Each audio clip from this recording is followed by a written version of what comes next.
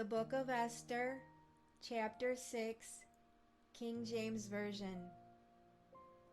On that night could not the king sleep, and he commanded to bring the book of records of the chronicles, and they were read before the king. And it was found written that Mordecai had told of Bigthana and Teresh, two of the king's chamberlains, the keepers of the door, who sought to lay hand on the king Ahasuerus. And the king said, What honor and dignity hath been done to Mordecai for this? Then said the king's servants that ministered unto him, There is nothing done for him. And the king said, Who is in the court? Now Haman was come into the outward court of the king's house to speak unto the king to hang Mordecai on the gallows that he had prepared for him. And the king's servants said unto him, Behold, Haman standeth in the court. And the king said, Let him come in. So Haman came in. And the king said unto him, What shall be done unto the man whom the king delighteth to honor?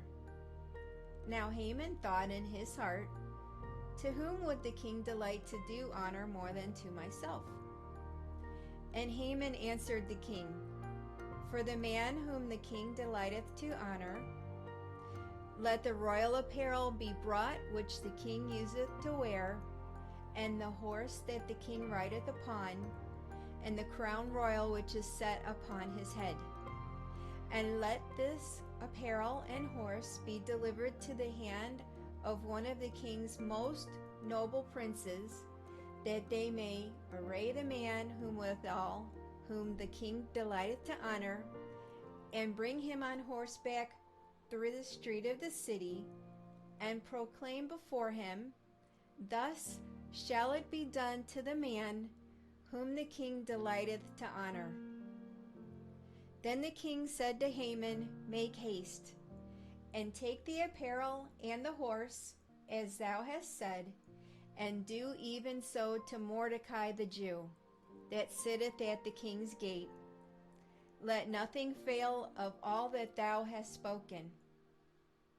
Then took Haman the apparel and the horse, and arrayed Mordecai, and brought him on horseback through the street of the city, and proclaimed before him, Thus shall it be done unto the man whom the king delighteth to honor. And Mordecai came again to the king's gate.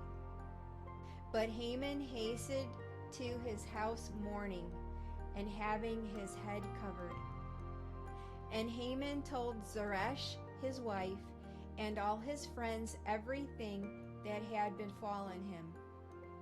Then said his wise men and Zeresh his wife unto him, If Mordecai be of the seed of the Jews, before whom thou hast begun to fall, thou shalt not prevail against him, but shalt surely fall before him.